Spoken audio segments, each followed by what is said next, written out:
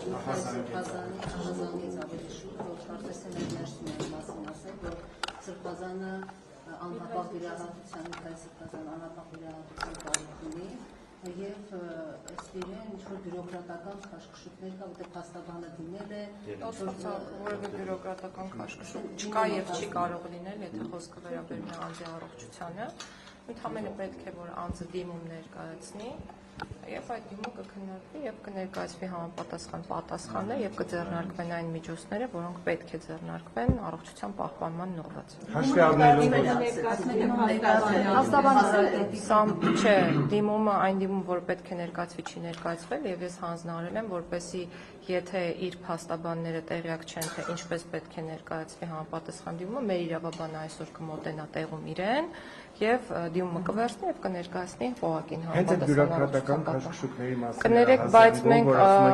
ներողություն եմ խնդրում, ոչ, դա չի խնդիրը։ Խնդիրն այն է, սա գիտեք ինչին է նմանվում, երբ որ փաստաբանները ոչ, սա նմանվում է այն իրավիճակին, երբ որ փաստաբանները արգելված իրեն մուտք արել քրեակատարական հիմնարկ, իրենց հետ տարել էին իր, որը իրականում արգելված չէ, բայց արել էին դա սահմանված կարգի խախտմամբ։ Հիմա մեր պետությունում, եթե գործում է օրենսդրություն, կա նաև սահմանված կարգ, եւ հատկապես եթե հարաբերությունների մեջ փաստաբաններն են, շատ ոչ թե գովելի է, այլ պարտադիր է, որպեսզի փաստաբանները պահպանեն սահմանված կարգը եւ խոսքը դրա մասին է։ Եվ եթե խնդիր ունեն սահմանված կարգի պահպանման, մենք իրենց իհարկե կուղղորդենք եւ միշտ պատրաստ ենք։ Չի կարող առաջացնել խնդիր, որովհետեւ մենք խոսքը գնում է մարդու առողջության բացարձակ որևէ խնդիր վերաբերյալ եւ յուրաքանչյուր րոպե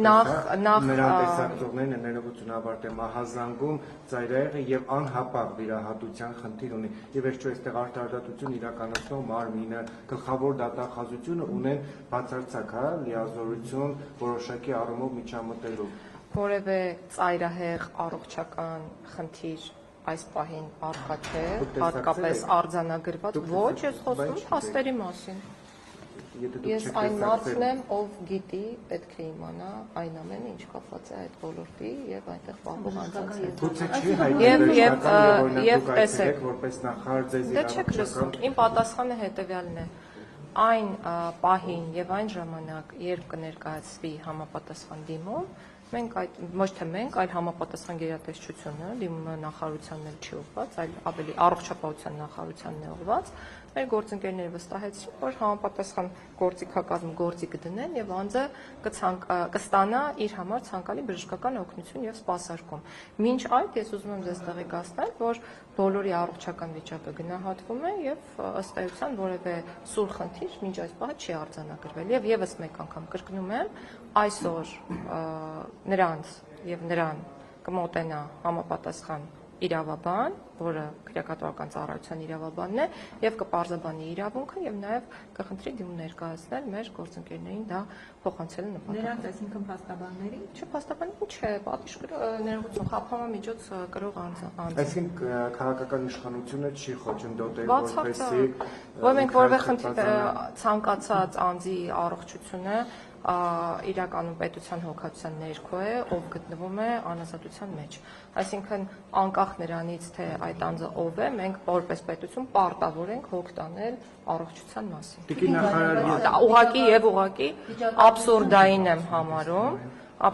եմ համարում նման մանիպուլյացիոն ձևակերպումներ պարունակող հայտարարությունները եւ նաեւ պարոն Դանիելյանը շատ շուտ լքեց մեր քննարկումը ցավոք սրտի ես հիմա եմ պետք է լքեմ, որովհետև այլ հանդիպում ունեմ, բայց այս հանդիպումը նախաձեռնվել էր հենց իր խնդրանքով։ Մենք հասցրինք այլ շատ կարևոր հարցեր նաև առանց իրեն քննարկել, բայց ինքը հանդիպումների դահլիճը լքեց այն ժամանակ, այո, երբ որ այդ հարցը բարձրացրեց վերջում եւ գնաց։ Իհարկե սկզբից ներկա է եղել եւ մասնակցեց ոչ